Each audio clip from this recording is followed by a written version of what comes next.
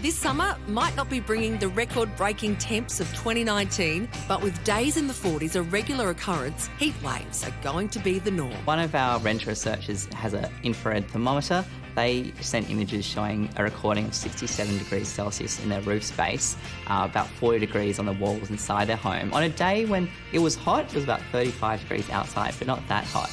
People are basically broiling indoors like they're a Christmas turkey. Community organisation Better Renting has been tracking heat levels of rented housing to see how far temperatures exceed the recommended safe limit of 25 degrees for more than 9 hours. They say insulation should be regulated in all rental properties. We wouldn't accept having window panes without glass in them, toilets that don't flush. There's obviously things that are just part of the very basic fabric that make a home, that make it livable.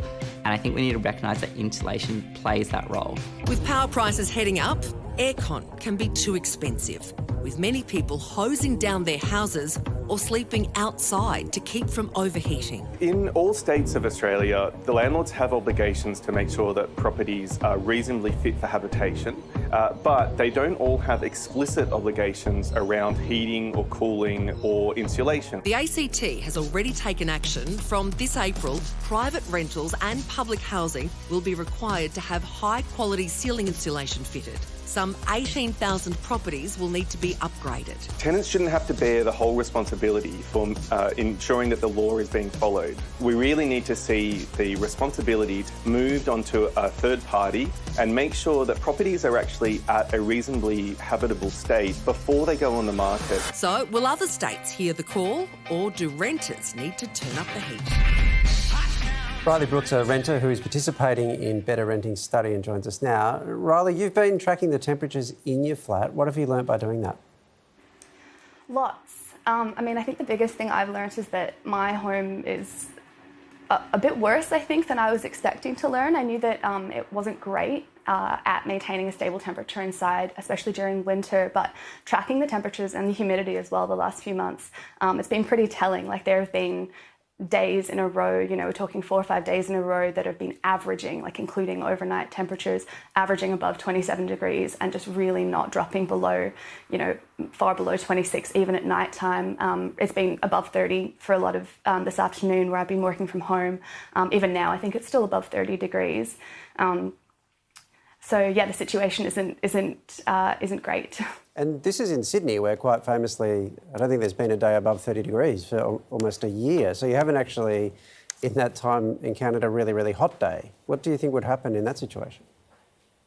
I think it would be really, really dangerous. I've been hearing, from other renters participating in this, where their temperatures at home have spiked, above 40 degrees, and that's, it's incredibly dangerous for your health. We're not just talking about sort of a comfort issue. It's, I'd prefer it to be a more ambient temperature. It can actually be really, really life-threatening, especially when you're talking about older renters with disability.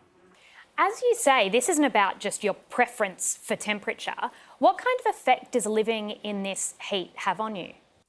Yeah, I think the biggest one for me, especially this summer, has been really, really struggling to sleep. I'm talking struggling to get to sleep and to stay asleep.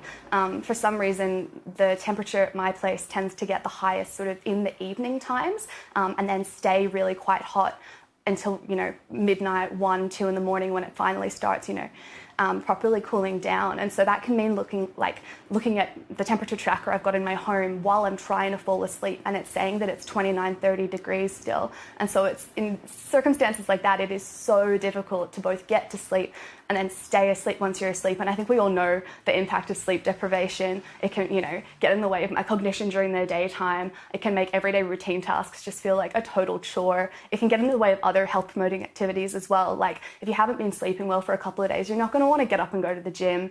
If it's, 31 degrees at home and you're sleep deprived, you're not going to spend an hour in the kitchen cooking, doing housework. Riley, have you brought any of this up with your landlord?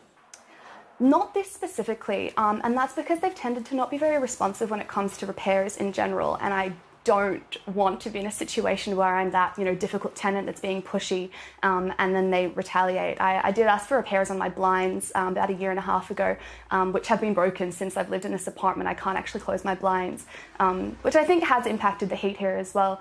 And that repair hasn't been done. There was a leak in the ceiling a couple of months ago when the rains were really heavy, and I requested repairs and they just haven't been done. So I'm not confident that I'd get a good response to a complicated issue like this. So Riley, would you consider leaving? With the state of the rental crisis right now, I just don't think that I'm confident I would be able to find a better place. I think it would be a lot of work for starters. We know vacancy rates are ridiculously low right now. Rental prices have really increased. And so I'm really not confident that I would be able to secure a different rental that's also within my price range, that would be in much better quality. You also don't really know just from one quick inspection, it can be just a couple of minutes in and out, or, you're even seeing people having to apply for properties without physically entering them. You don't really know what it'll feel like to be living in that property, around the clock, until you're really in there. So, and the last factor for me, I have a cat, and so being able to find that property that would actually be a better situation for me than this would be a lot of work, and I'm not confident I'd be successful right now. Well, Riley, you've described your situation really vividly. I think it's a real eye-opener for people. Thank you so much for doing that. We appreciate it, and thanks for your time. Thank you so much for having me.